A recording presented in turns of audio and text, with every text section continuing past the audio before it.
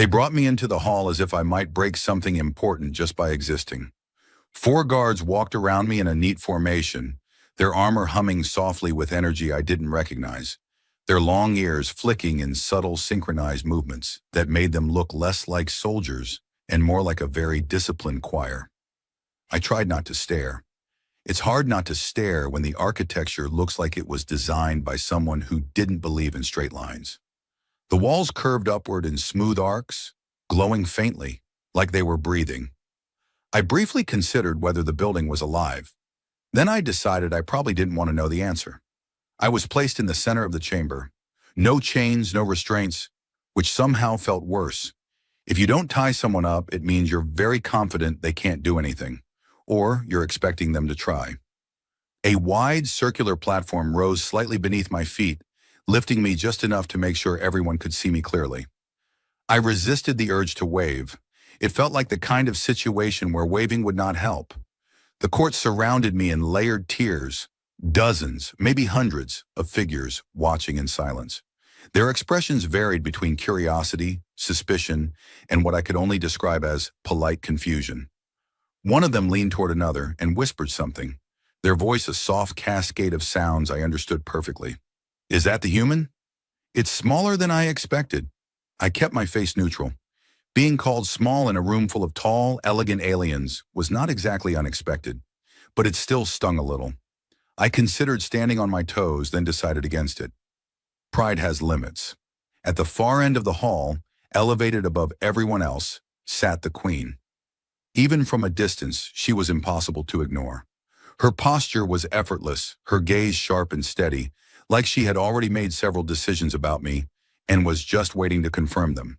She looked almost human, too human, in a way that felt deliberate, except for her long ears curved back in a graceful line, catching the light with every slight movement. Her clothing was intricate, layered with subtle patterns that seemed to shift as she moved, as if the fabric itself had opinions. She spoke. The sound carried through the chamber with perfect clarity, every syllable precise, measured. It was a question, a direct one. I didn't answer. Not because I didn't understand. I understood every word, the structure, the tone, even the slight impatience hidden beneath her calm delivery. But I stayed silent, letting my expression settle into something appropriately confused. One of the guards stepped closer and placed a small device near my ear. It attached itself with a soft click, adjusting automatically. A faint pulse followed, and suddenly the room was filled with a distorted version of their language, filtered into something I could recognize as almost my own.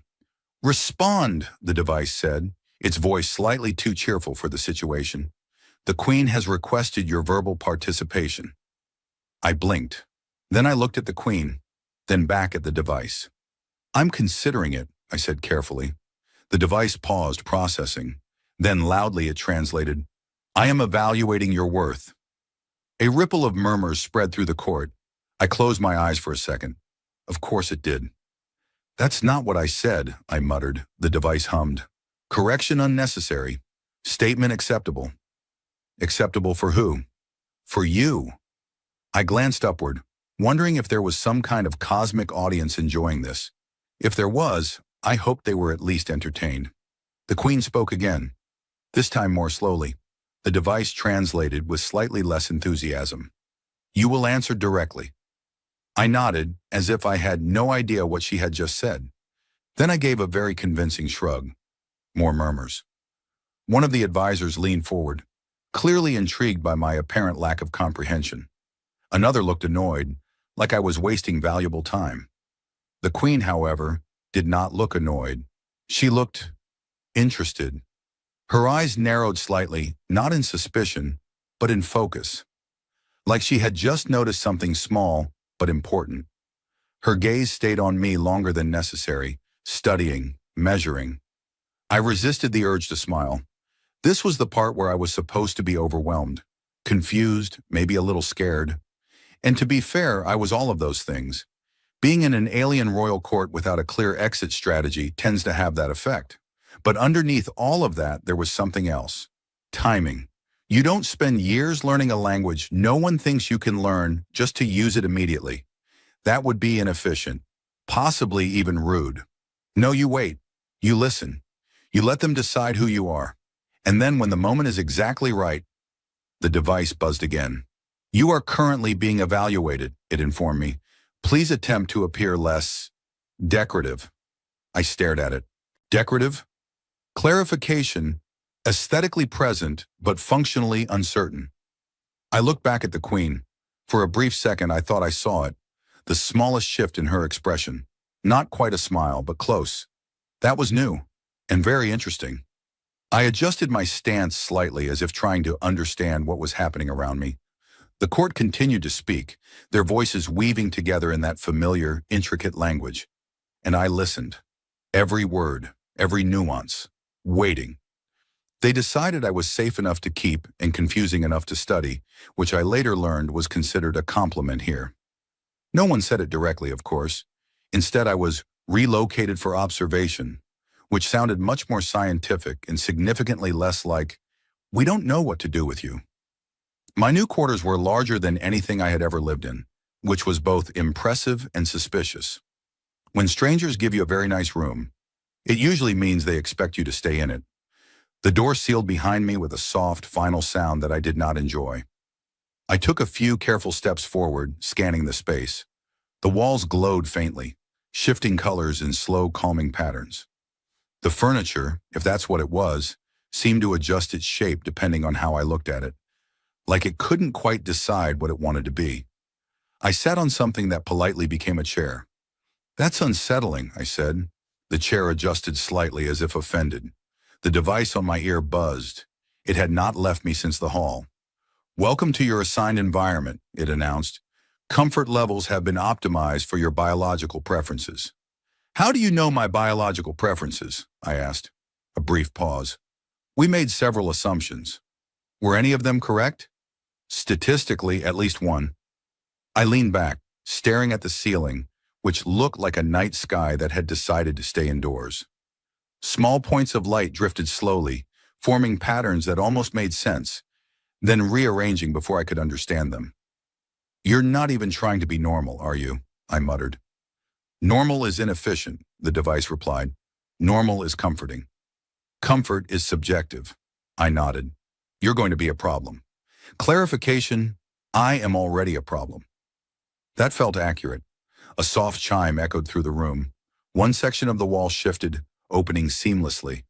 Two figures entered, tall, composed, and carrying what looked like thin, glowing panels. They paused when they saw me watching them. Please remain calm, one of them said, her tone careful. The device translated, slightly louder than necessary. Do not behave unpredictably. I raised an eyebrow. That's a very low bar. They exchanged a quick glance. One of them stepped forward, extending the panel toward me. Biometric assessment, she said. The device translated, we will now measure your existence. I stared at the panel, then at the device, then back at the panel. That sounds optional, I said. It is not optional, the device corrected. I sighed and placed my hand on the surface. It lit up instantly, lines of data scrolling too quickly for a normal human to process. Fortunately, I was not entirely normal in that regard. I kept my expression neutral. The two figures leaned closer, watching the readings. Their ears shifted slightly, reacting to something I couldn't see. One of them spoke quickly, her voice carrying a note of confusion. That's not consistent, the device translated. This is incorrect. Helpful, I muttered. The other one adjusted the panel, running the scan again. More data, more quiet tension. I tilted my head slightly. Everything okay? The device translated. Are you experiencing failure? One of them looked at me sharply. I'm not the one scanning me, I said quickly. The first one shook her head as if resetting her thoughts. Your readings are unusual. Unusual good or unusual bad? I asked. The device considered this. Unusual is currently undefined. That's reassuring. They finished the scan faster than I expected, stepping back with a kind of polite urgency. Whatever they saw, they didn't like it, or they liked it too much. Neither option was great. As they turned to leave, one of them hesitated, glancing at me again.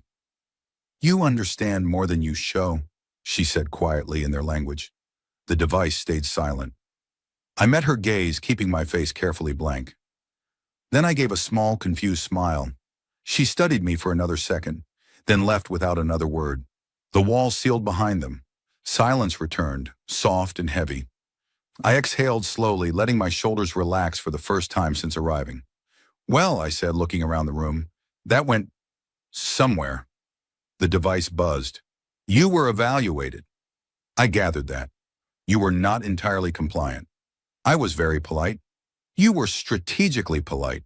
I smiled slightly. "That's the best kind." Another pause.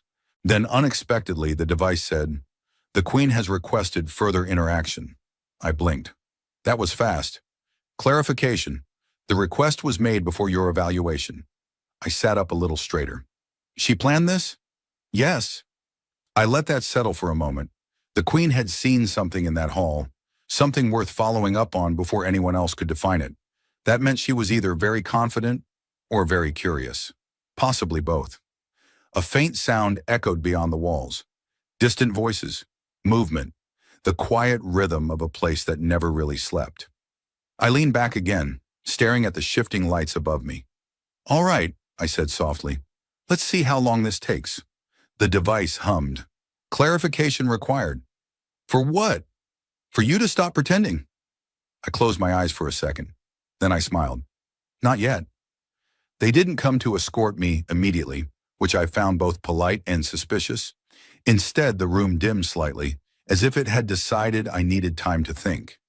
I wasn't sure if that was a feature or if the walls were just quietly judging me. I stood up, pacing slowly across the space. The floor adjusted beneath my steps, softening where I walked, which felt unnecessary. I wasn't that heavy. "Stop doing that," I told the floor. It did not stop. "Noted," the device said. "You're not the floor." "I am aware." "Then stop agreeing with it.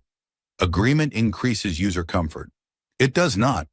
A pause. "Adjustment in progress." The floor remained exactly the same. "Impressive," I muttered. "You've mastered the art of pretending to change." Before the device could respond, the wall opened again, but this time there were more of them. Not guards, at least not entirely. Their armor was lighter, more ceremonial, etched with faint patterns that glowed in the slow pulses. They stood with practiced stillness, watching me like I might suddenly attempt something creative. One of them stepped forward. "You will accompany us." The device translated, "You are being moved." "Comforting," I said. "Very comforting." No one reacted. I walked with them anyway. The corridors beyond my room were wider than I expected, stretching into gentle curves that made it impossible to see too far ahead. The walls were alive with faint streams of light, flowing like slow rivers beneath the surface. Every so often we passed other figures, who paused just long enough to look at me, their expressions carefully neutral, their ears shifting with subtle curiosity. One of them whispered as we passed, "That's the human." "The one who confused the translator?" "I think the translator confused itself." I almost smiled. We moved deeper into the structure, the air growing quieter, heavier, as if the building itself was paying attention. Eventually, we reached a set of doors that did not look like doors. They were seamless, perfectly smooth, and somehow gave the impression that they did not open unless they wanted to. They opened anyway. The chamber beyond was smaller than the Great Hall, but far more focused. No crowd, no layered audience, just a single elevated platform, and the Queen. She was standing this time. That felt important. The guard stopped at the entrance. I continued forward alone, my footsteps echoing softly against the floor that, thankfully, had stopped trying to impress me. The Queen watched me approach, her gaze steady, unreadable. Up close, the details were sharper, the subtle shifts in her expression, the faint movement of her long ears, reacting to sounds I couldn't hear. She spoke. No translator. The words were clear, precise, and entirely unfiltered. "Your behavior is inconsistent." I tilted my head, letting the silence stretch just a little. Then I answered, through the device. "I've been told that before." The device translated, "I am predictably unpredictable." I blinked. "That's not what I said." "It is better," the device replied. The Queen's expression shifted, barely. Not quite a smile, but something close enough to notice. She stepped down from the platform, closing the distance between us with quiet confidence. "You understand more than you show," she said again, slower this time, watching carefully. I shrugged. "I understand enough to know I should be careful." The device translated, "I understand nothing and am deeply confused." I looked at it. "You're doing this on purpose now. Purpose improves efficiency." The Queen stopped a few steps away from me, close enough that I could see the fine details in her eyes, sharp, focused, and far too observant. She studied me in silence. Then she spoke again, faster this time, more complex. The structure of the sentence shifted, layered with nuance, testing. I let the device handle it. It failed. The translation came out in fragments, rearranged and slightly aggressive. "You are possibly a threat or a decorative object with hidden functions?" I inhaled slowly. "That's creative." The Queen's ears shifted slightly, her gaze narrowing. She repeated the question, even faster. The device hesitated. For a brief moment, it said nothing. Then, very confidently, it translated, "Explain your existence immediately or consider alternative outcomes." I exhaled. "Well," I said, "that escalated." The Queen took another step closer. Now we were standing directly across from each other, the space between us small enough to feel intentional. She spoke again. No pause, no simplification, just a continuous flow of language, complex and precise, layered with meanings that the device couldn't begin to untangle. The device went silent, completely silent. I glanced at it. "Nothing," I whispered. "No equivalent structure found," it replied quietly. "Translation unavailable." I looked back at the Queen. She was watching me very carefully now, waiting. This was the moment. I could see it clearly. The expectation, the test, the assumption that I would fail to respond, that I would fall back into confusion and let the device carry me. I let the silence stretch. 1 second, 2, 3. Then I exhaled softly and answered her, in her language, fluently, effortlessly. The words came naturally, the structure precise, the tone measured exactly the way hers had been. For a brief moment, nothing happened. The room held its breath. The Queen didn't move, didn't react, just stood there, her gaze locked onto mine, as if trying to confirm that what she had just heard was real. Behind me, I heard the faintest shift, the guards at the door, adjusting, reacting. I added a small pause. Then, just to be sure, I continued. A second sentence, slightly more complex, and at the end of it, a small, harmless joke. Something subtle woven into the structure of the language itself. Something the device would never understand. The Queen blinked. Once, and then she laughed, quietly, but unmistakably. And suddenly, the silence in the room wasn't empty anymore. It was alive. The laugh didn't last long, but it changed everything. It wasn't loud, not the kind that echoed or drew attention. It was small, controlled, almost reluctant, as if the Queen herself hadn't expected it to happen. But the moment it did, the room shifted. Not physically, something subtler, like an invisible balance had tilted, and now everyone was trying to understand why. I remained exactly where I was, resisting the urge to say anything else. When you surprise someone like that, you don't immediately follow it with more surprises. You let it settle. You let them decide how dangerous you are. The Queen's gaze didn't leave mine. "You chose to remain silent," she said, this time in her language again, slower, deliberate. I nodded slightly. "Yes." Behind me I heard movement, guards adjusting their stance, one of them stepping forward before quickly stopping again. They didn't understand the words, but they understood the shift. "You understand everything," she continued. "Not everything," I replied. "Just enough to know when not to speak." That earned me a longer pause. Her ears tilted slightly, catching something deeper than the words themselves. Interest definitely, suspicion still present, but something else was beginning to form. Curiosity with direction. "Why?" she asked. I considered that. There were many answers, none of them simple, most of them unhelpful. So I chose a safer one. Because people reveal more when they think you're not listening. The silence that followed felt different now. Heavier, but not hostile. Behind me, one of the guards shifted again, and I heard a quiet whisper. Too quiet for most, but not for me. He speaks like one of us. No, another whispered back. He speaks better. I resisted the urge to turn around. The Queen took another slow step closer. Now the distance between us was almost non-existent, close enough that if I moved slightly, I would have to acknowledge it. You allowed my court to misjudge you, she said. I didn't correct them, I replied. That is not the same thing. I tilted my head. It saved time. That almost earned another smile. Almost. Instead, she studied me more closely, her gaze sharp, analytical. I had the distinct feeling that she was reorganizing her entire understanding of me in real time, discarding previous assumptions and building new ones faster than anyone else in the room could follow. You are not what you appear to be, she said. I exhaled softly. I get that a lot. The device on my ear buzzed suddenly, as if it had just remembered its job. Translation function restored, it announced proudly. I glanced at it. You missed something important. Correction, I missed everything. That's honest. I strive for accuracy. The Queen's attention flickered briefly toward the device, then back to me. That device cannot interpret our language fully, she said. It tries its best, I replied. It fails. It fails confidently. That did it. A small, unmistakable smile appeared. Gone in a second, but real. Behind me, the guards shifted again. This time the reaction was stronger. A quiet ripple of unease moved through them. Not fear exactly, but something close to it.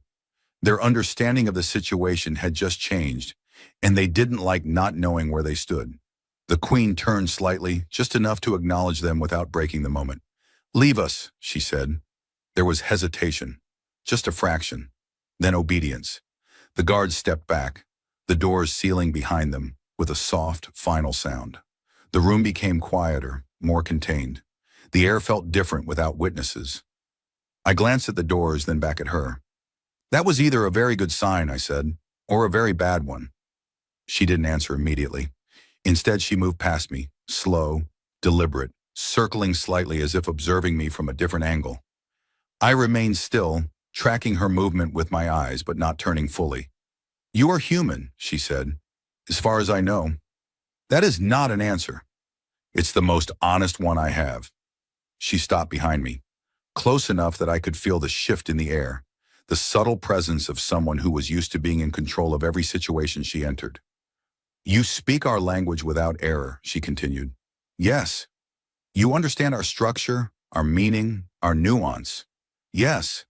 And yet, she said, her voice lowering slightly, you claim uncertainty about what you are? I turned my head just enough to look at her. That part's more complicated. Another pause. Then she stepped back in front of me again, her expression sharper now, more focused. Then explain it, she said. I smiled faintly. If I do that, I replied, this stops being interesting. The silence that followed was different again. Not tension, not uncertainty, something else. Something like anticipation. Her eyes narrowed slightly, but not in anger, in thought. You assume I value interest over truth, she said. I assume you value both, I replied, but not in the same way. That held her attention. Good.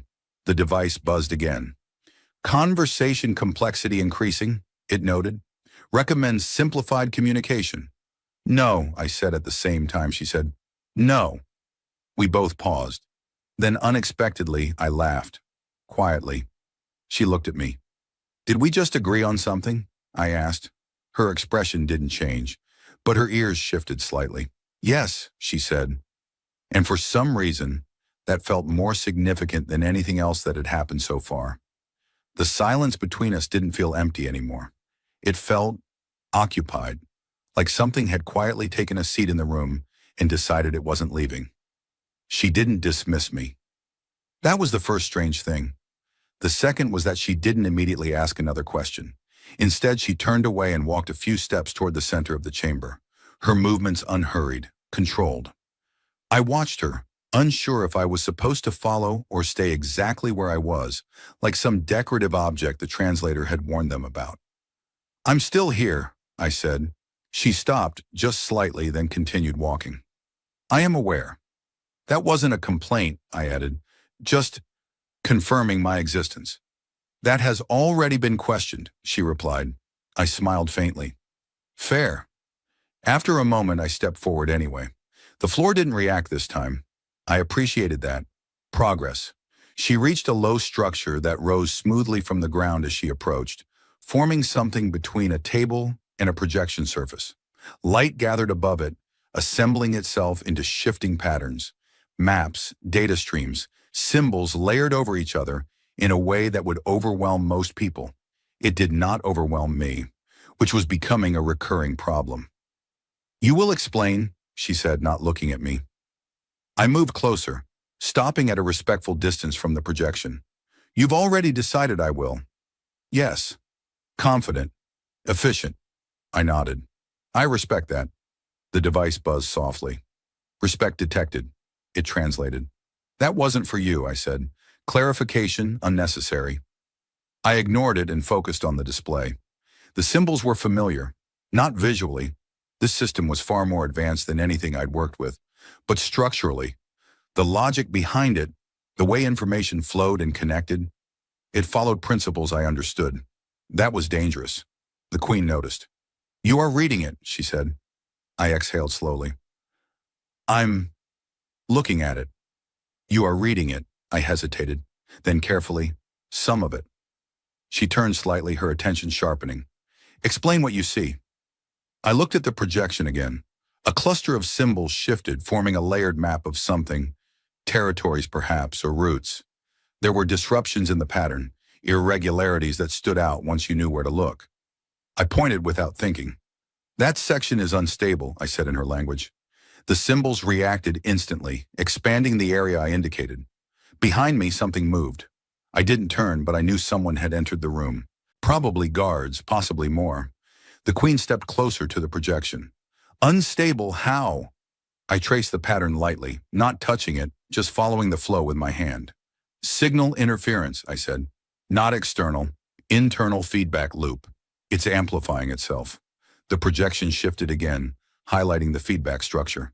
A quiet sound came from behind me. Sharp, surprised. She is correct, someone said. I blinked, then frowned slightly.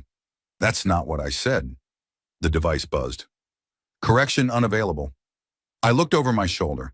3 advisors had entered, their expressions a mix of disbelief and something closer to alarm. One of them stepped forward. You identified that immediately. I turned back to the projection. It's not hidden. It is extremely hidden, he replied. I shrugged. Then it's extremely bad at it. The room went quiet again. The Queen didn't look at the advisors. She was watching the projection, her focus absolute. You understand our systems, she said. Some of them, I replied. You should not. That's what I've been told. The advisor moved closer, studying me now instead of the projection. No human has access to this level of structure. I didn't say I had access, I said. I said I understand it. That is worse. I considered that. That's fair. The device chimed softly. Situation assessment, escalating. Thank you, I muttered. The Queen raised a hand slightly. The advisors fell silent immediately. She turned to face me again. You are not simply educated, she said. You are familiar. I didn't answer right away, because she was right, and that was the problem. You've already decided what I am, I said finally. No, she replied. I have decided what you are not. And what's that? She stepped closer again, stopping just short of where we had stood before. You are not accidental. That landed heavier than I expected. Behind her, the projection shifted again, the unstable section pulsing faintly, as if reacting to the attention it was receiving. I glanced at it, then back at her. Neither is that, I said. She followed my gaze. The advisors tensed slightly. You can correct it, she said. It wasn't a question. I tilted my head. You're very confident in me. You have given me reason to be. I looked at the projection again, then at the advisors, then back at her. Or, I said, I could make it worse. The advisors stiffened. One of them took a step forward. That would be unwise. I smiled faintly. For who? The device buzzed. Threat detected. I'm joking, I said. Uncertain, the device replied. The Queen didn't react immediately. Then slowly she said, You will not make it worse. I raised an eyebrow. Another assumption. A decision. I exhaled. Right. I stepped closer to the projection. The patterns shifted again, responding to my proximity. The instability became clearer now, the feedback loop tightening, building towards something that would eventually become a problem they couldn't ignore. I reached out, paused, then glanced at her. Just to be clear, I said, if this explodes, I'm blaming your system. It will not explode. That's what they always say. Her expression didn't change, but her ears shifted slightly. Proceed, she said. I nodded once, then touched the light. The moment my fingers touched the light, the system reacted like it had been waiting for permission. The projection expanded outward in a sudden, fluid motion, layers unfolding into deeper structures that had been hidden beneath the surface. Lines of data curved and reconnected, forming a lattice so complex it almost felt alive. Behind me, someone inhaled sharply. That is restricted, one of the advisors said. I didn't restrict it, I replied. You bypassed it. I introduced myself to it, I said. It seemed polite. The device buzzed. System engagement detected. Clarification. You are currently doing something important. Thank you, I muttered. The Queen stepped closer, her presence steady, controlled, but I could feel the shift in her attention. Not just curiosity now, focus, intent. What are you doing? She asked. I traced a pattern within the projection, following the unstable loop as it pulsed through the structure. I'm listening, I said. That is not an explanation. It is if the system is speaking. The advisors exchanged looks behind me. It is not speaking, one of them insisted. I tilted my head slightly. Then it's doing a very convincing impression. The instability flared again, the feedback loop tightening as if reacting to the attention. I moved my hand along its path, not touching, just guiding the projection's response. This loop, I said, it's not just an error. The Queen's eyes narrowed. Explain. It's trying to compensate for something missing, I continued, but it doesn't know what, so it keeps feeding itself the same signal. That is not how the system is designed, the advisor said. That's how it's behaving, I replied. The device chimed. Behavior analysis suggests disagreement. No, I said. Behavior analysis suggests you're late to the conversation. It paused. Acknowledged. I focused again, following the flow deeper. The structure shifted under my input, revealing a hidden layer beneath the loop. Something suppressed, incomplete. There it was. I exhaled slowly. You removed something. The room went still. The Queen didn't answer immediately. The advisors did. That is not accurate. It is, I said calmly. You didn't remove it entirely. You disconnected it. But the system still expects it to be there. That is... Why? I asked, cutting him off. Silence. The Queen spoke before anyone else could. It was unstable. I glanced at her. So you removed it. We isolated it. And the system has been trying to replace it ever since, I said. The projection pulsed again, stronger this time, as if confirming the point. That's your loop, I added. It's not a failure.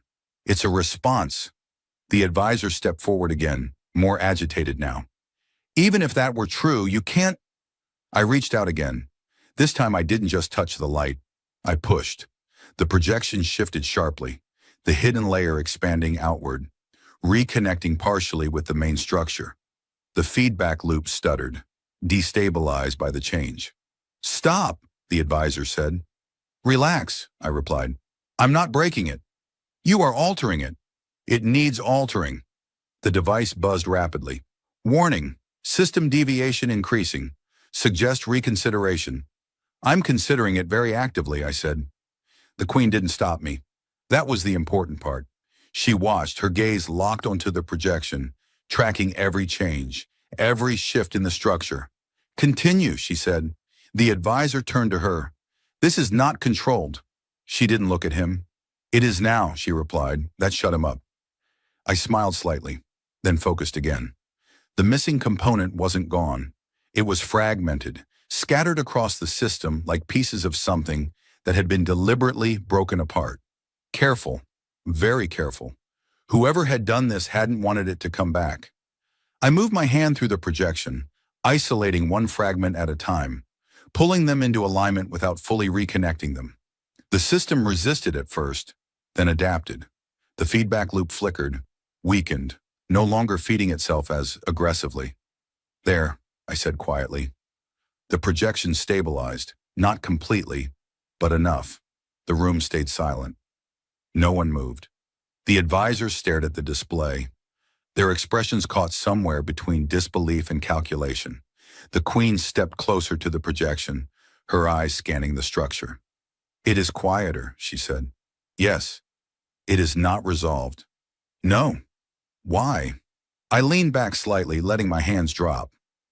"Because you didn't just remove something," I said. "You removed something important." Her gaze shifted to me. "You believe it should be restored." "I believe it was part of the system for a reason. It was dangerous." I nodded. "It probably still is." Another pause. The device spoke again, quieter this time. "Risk level remains uncertain." "That's comforting," I said. The queen studied me, her expression sharper now, more focused than before. "You knew how to do that," she said. "Yes. You did not hesitate." I hesitated internally. That is not what I observed. "I'm very good at hiding it." A faint shift in her expression. Not quite approval, but close. Behind her, the projection continued to stabilize, the feedback loop now reduced to a faint ripple instead of a growing threat. The advisors were still watching it, still trying to understand what had just happened. One of them spoke, more quietly this time. "You shouldn't be able to do that." I glanced at him. "I get that a lot." The queen didn't look away from me. "You are more than you claim," she said. I shrugged slightly. "I claim very little." "That is the problem." I smiled faintly. "Or the solution." The room settled again, the tension shifting into something more complex. Not gone, just redirected. And this time it wasn't focused on the system. It was focused on me. The system didn't collapse. That alone felt like a victory worth acknowledging.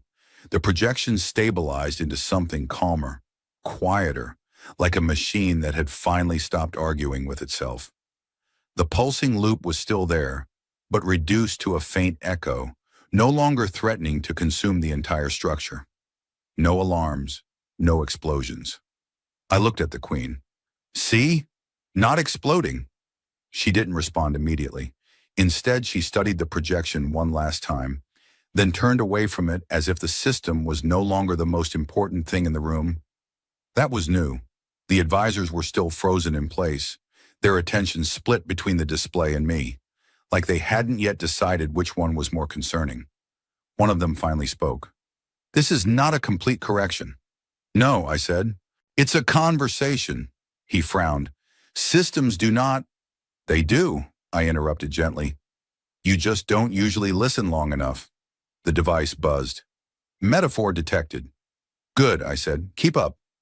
The queen stepped forward again, closing the space between us in that same deliberate way she always did, as if distance itself was something she controlled. "You said something was removed," she said. "Yes, and you chose not to restore it." "I chose not to guess," I replied. "That is unlike you." I tilted my head. "You've known me for, what, a few hours?" "That is enough." I smiled faintly. Confident. Observant. We stood there for a moment, the silence no longer heavy, just present. Then she asked the question that had been waiting since the beginning. "Who are you?" This time I didn't avoid it, not completely. I exhaled slowly, glancing once at the projection, then back at her. "I'm someone who learned your language before I ever heard your voice," I said. Her expression didn't change, but her focus sharpened. "That is not possible." "It shouldn't be, Anna," I agreed. "Then explain." I hesitated, not because I didn't have an answer, but because I had spent a long time deciding when to give it. "You're not the first to build systems like this," I said, gesturing lightly toward the projection. "Not exactly like this, but close enough. The advisors shifted behind her. That is classified knowledge, one of them said. I figured, I replied. Didn't stop it from existing. The Queen didn't look back at them. You have seen this before, she said. Yes. Where? I smiled slightly. Far away. That is not an answer. It's the safest one. A pause. Then she stepped even closer, her gaze locking onto mine with a clarity that made it difficult to pretend anything. You are not from here, she said. No. You are not entirely human. I let that sit for a second, then quietly, that depends on your definition. The room went very still. The advisors didn't interrupt this time. The device stayed silent. Good. The Queen studied me, not with suspicion anymore, but with something deeper. Recognition almost, as if she was beginning to see the outline of something she hadn't expected to find. You were sent, she said. I shook my head. No. You arrived intentionally. Yes. For this. I glanced at the projection again. Partly. And the rest? I met her gaze again. I was curious. That earned a reaction. Not from the advisors. From her. A small shift. A flicker of something that looked almost like disbelief. You cross distances we cannot measure, she said. To satisfy curiosity? I shrugged. It's a good motivator. The device buzzed softly. Motivation confirmed. I ignored it. The Queen exhaled slowly, her posture relaxing just slightly, like she had reached the end of a calculation. You could have remained hidden, she said. I did. You revealed yourself. You asked me to speak. A pause. Then very quietly she said, and I did not expect you to answer. I smiled. That seems to be a theme.